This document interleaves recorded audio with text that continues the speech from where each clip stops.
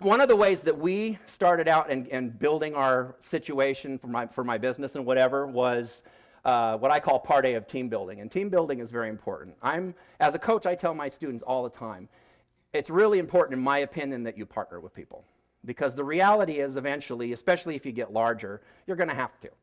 You're going to have that person who has the net worth to go on the loan to do what needs to be done. You're going to have that person who maybe has some experience that you don't, that could, pluck their brain and figure out what needs to go on others. Or maybe you're not good at making phone calls, but you find somebody who can talk like me, and it's not a problem. So, put together those partnerships. And some people I know that I've worked with, they've done that with either straight out partners or they've hired interns.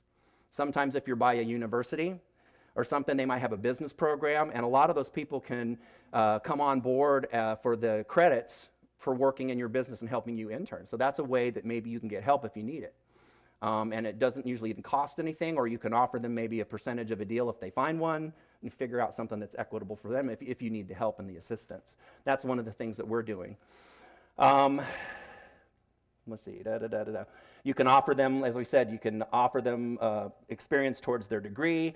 You can maybe give them access to some sort of website if they need it. You can offer them computer or phone services as a form of payment maybe if that's what they need. Different things like that. So that's some of the things that we did. I would say that training those people, if you're going to go that direction, is critical. Make sure that they're on board, or keep it in small little sound bites where they're getting what you're doing and they understand what their task is. Like if you're going to bring somebody on and have them start calling brokers and sourcing deals, then you teach them how to do it and how to talk the lingo just like you're learning. But that's a good way to outsource that task. I'm actually right now in the process, I think I was talking to Sue about it, but I'm finally at the point where I've pretty much been a one-man show, believe it or not, until this point. And actually hiring my sister, who unfortunately lost her real job in the medical transcription world, but I'm bringing her on board because she seems interested and it'll help her out. And I really need it now because I'm to the point where, look, I've got to outsource some of this stuff because it's just getting really, really busy. So I'm trying to do that in a way to help her and also to build the business as well. So, thinking along that lines might help you. That's something that's worked for me. It does help you to get more deals, and it does help you to cover more territory.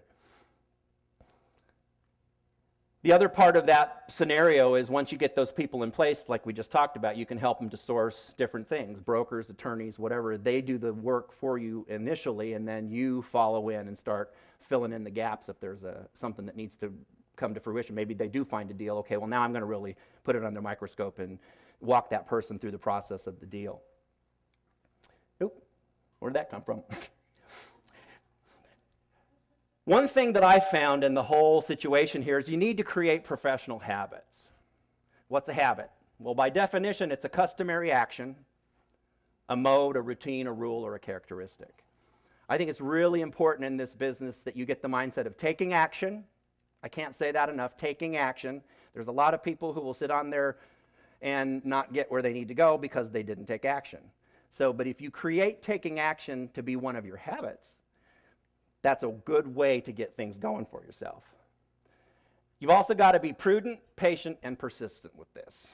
Prudence, patience, and persistence will equal profits, but you got to stick with it. You got to be client focused, like we talked before. That's one of the number one things. Your investors are number one. Your partners are number one. They're all important in your life. You got to treat them like that. And you need to find, if you can, deals where you can add value. Deals that have that room where maybe you can raise the rents, reduce the expenses, whatever, where you can add value if at all possible. Big one, persistency and consistency. Again, a lot of people don't take action and a lot of people give up. They don't, keep up with the consistency of it. You got to follow up. Follow up, follow up, follow up. If you're talking to brokers, guess what? They're busy. They're just, think about it. If they're in an office and they get 50 calls a day and everybody says, well, hey, call me back, are they going to get through that list of 50 people? Now, it doesn't mean become a pain in the patootie to them, but it means be persistent and consistent enough with them that you can get them to answer the phone or whatever it is you got to do and follow up on it. Do what you say you're going to do. The big one is, hey, Mr. Broker, remember me? If you try to follow up, at least in broker world, to me, about every week or two, you've got more chance with the remember me than anything else, and you can start hitting it off and building that relationship because, again, it's a relationship building process. I try really, really hard to get back with my brokers at least every week and a half to 2 weeks if I can, and just, hey, what's going on? Anything else on the market? Did something fall apart? What about that deal we worked on last month? Whatever. Consistency. Of course, become an industry expert. Believe it or not, I know there's probably people sitting in this room who are sitting there thinking, oh my gosh, this is a lot of information. I can't do this. I'm not this. I'm not that. Yeah, you are. Believe it or not, you probably know more right now than even some of the brokers you're going to be calling. I'm not joking on that one. There's some brokers out there, you'll be amazed when you start making calls and they start talking, you're like, really? Okay. So become an industry expert, a multifamily investing expert. Be the best you can be and work with the best. I feel blessed that I've been able to work with Sue because she's one of the best. And I, thank my lucky stars that our paths crossed because I think there was a reason for that. Of course, have a positive attitude and never, ever, ever give up. This business, you'll run into walls, you'll run into roadblocks. It happens, but don't give up. And most of all, live, love, laugh, and learn. And once again, never, never, never give up. I love this picture with the frog because that little sucker, he ain't going nowhere. And the quote is, most of the important things in the world have been accomplished by people who kept trying when there seemed to be no hope at all. Typo, yeah. Oh, who's that?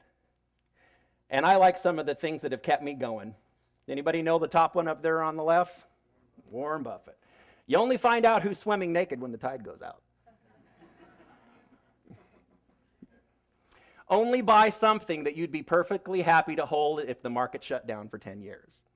So what's the point there? The point is, as Sue's been talking about, cash flow. Make sure that property will cash flow because if something goes south, at least you can cash flow it and sit on it if you need to. Don't go buy something because you think it's going to go up in price. That's the wrong thing to do. You'll get yourself in hot water faster than anything else.